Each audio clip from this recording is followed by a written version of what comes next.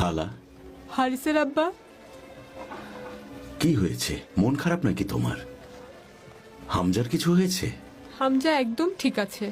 ওকে এখন থুয়াইবার কাছে রেখে এসেছি। আমার সেটার জন্য মন খারাপ না। তাহলে কি হয়েছে হালা? আমিনা, আমিনার কি হয়েছে? ওর সাথে দেখা করতে গিয়ে দেখি খুব কান্নাকাটি করছিল। জিজ্ঞেস করায় বলল আব্দুল্লাহর কথা খুব মনে পড়ছে। আমি দেখা করে আসবো ওর সাথে।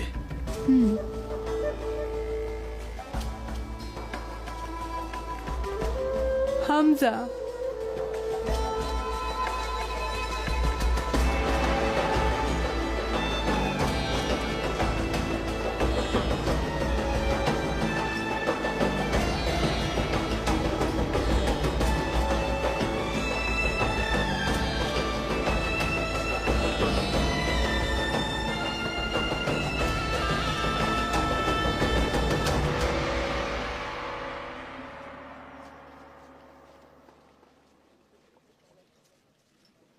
ও চলে এসেছেন আপনি?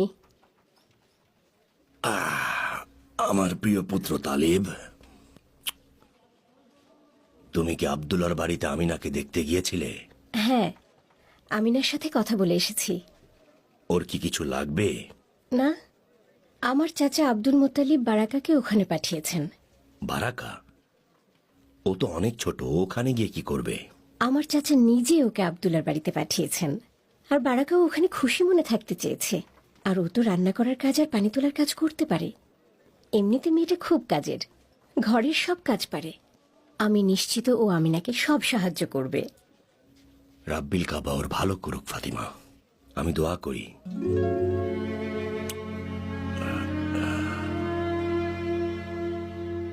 আমি তোমার সাথে একমত না ইবনে জাদান, তবুও বলো তুমি কি বলতে চাও। শোনো আবু তালিব, শোনো কুরাইশের লোকেরা, এই যে পবিত্র ঘর, যেহেতু আমরা এতদিন ধরে পবিত্র ঘরকে রক্ষা করে আসছি, তাই সামনেও রক্ষা করার দায়িত্ব আমাদের। আমাদের নিজেদেরকে নিয়ে ভাবতে হবে, আমাদের আত্মীয় স্বজনের কথা ভাবতে হবে। কারো যদি কোনো সাহায্যের দরকার হয় আমাদেরকে সাহায্য করতে হবে। যদি আমাকে জিজ্ঞেস করো, কেউ চুরি করলে হাত কেটে নেওয়া উচিত এবং আরব থেকে কিনানা পর্যন্ত সব ধরনের হারাম কাজ বন্ধ করে দিতে হবে। এবং আমি এটাও চাই না নারীরা বেপর্দা হয়ে ঘুরে বেড়াক। বলুন আব্দুল মুত্তালিব। হে মক্কা প্রধান, এজন্যই তো আপনাকে সবাই এত পছন্দ করে। আমি হাশেমের পুত্র আব্দুল মুত্তালিব বলছি। কুরাইশ বংশের কোন কন্যা সন্তানকে আর জীবিত অবস্থায় কখনো মাটি চাপা দেয়া যাবে না। আল্লাহ বলেছেন, পুত্র সন্তানের চেয়ে কন্যা সন্তানদেরকে আমাদের বেশি ভালোবাসতে হবে। পুত্র অপেক্ষা কন্যা আমাদের কাছে বেশি ভালোবাসার। আর কোন কন্যা সন্তানকে জীবিত কবর দেয়া হবে না। কন্যারা বড় হয়ে আমাদের ঘর সংসার সামলান, তারা সন্তান প্রসব করেন, ঘরবাড়ি সামলান, আহার তৈরি করেন। কিভাবে তাদের জীবিত পুঁতে ফেলবে? আর যখন যখন তোমরা বৃদ্ধ হয়ে যাবে, তখন একমাত্র কন্যা ছাড়া তোমাদের আর কেউ দেখবে না।